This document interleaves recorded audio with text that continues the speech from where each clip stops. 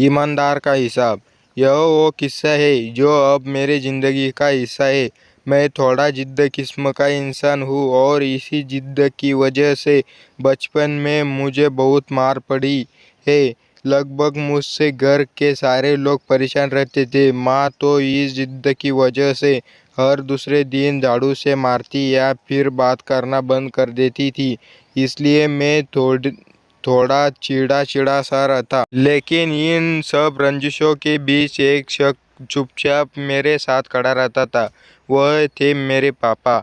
हाथ उठाना तो दूर की बात है, मुझे तो यह भी याद नहीं कि आखिर बार उन्होंने मुझसे ऊंची आवाज़ में बात कब की थी। हूबहू मेरे तरह दिखते हैं वो, क्योंकि पापा हमेशा कहते हैं कि जितना मैं उनसे सीखता हूँ उतना वह भी मुझसे सीखते हैं। बाप बेटे के रिश्ते से पहले हमारे बीच दोस्ती का रिश्ता है। जैसे दोस्त एक दूसरे के बिना कुछ कहे आंखों ही आंखों के एक दूसरे का हाल समझ लेते हैं, बिल्कुल वैसा ही हमारा रिश्ता भी है। पापा मुझसे कभी किसी के लिए मना नहीं करते। जब मैं उनसे कहीं जाने को कहता या फिर कुछ करने को पूछता हूँ तो वह सिर्फ एक बात बोलते हैं कि बेटा, अगर तुम्हें यह गलत नहीं लग रहा तो करो। यह शब्द सुनने के बाद मुझे न जाने कैसे खुद ब खुद सही और गलत का अंतर समझ आ जाता है।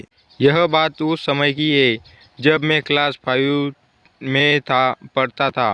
ठीक 1 तारीख को पापा की तनख्वाह आती और महीने के पहले रविवार की शाम पापा और मैं महीने भर का राशन लेने के लिए एक साथ जाते थे। मुझे आज भी याद है, एक पुरानी सी साइकिल के हैंडल पर 2 थैले बांधकर महीने भर की खुशियाँ लेकर आते थे।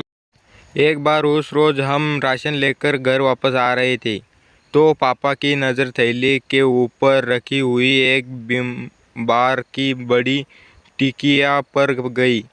पापा ने मुझे रुकने के लिए कहा और हिसाब वाला खाता मांगा। उन्होंने कुछ देर हिसाब वाले खाते में जांच पड़ताल की और बोले, यार, इसने तो छोटी टिकिया के दाम छोड़कर बड़ी टिकिया दे दी। चलो कोई बात नहीं, तुम यहाँ कुछ देर इंतज़ार करो, मैं इसे अभी बदलवाकर वापस आता हूँ। इतने पर मैं फट से बोला पड़ा, पापा, यह क्या कर रहे हो? अब रहने भी दो। आप कहाँ इतनी दूर फिर से वापस जाओगे? तो पापा एक पल को रुके, जरा सा मुस्कराए और उस टिकिया को हाथ में लेकर बोले, बेटा, यह मुझे गलत लग रहा है तो मैं ये नहीं करूँगा। पापा वापस दुकानदार के पास चले गए। मैं कुछ देर वहाँ उनका इंतज़ार करता रहा। कुछ 5-10 मिनट बाद वह बड़ी टिकिया को बदलाकर एक छोटी सी टिकिया लेकर वापस आए और हम घर की ओर चलने लगे। रास्ते में पापा ने एक हाथ से साइकिल को संभाला और दूसरा हाथ मेरा कंधे पर रखते हुए बोले, बेटा, ईमानदारी किसी और से नहीं की जाती, ईमानदारी खुद से होती है। ईमानदारी हर उस चीज़ में होनी चाहिए जिसे तुम दिल से करते हो। तब जाकर यह समझ में आया कि ईमानदारी सिर्फ पैसों की मोहताज नहीं होती।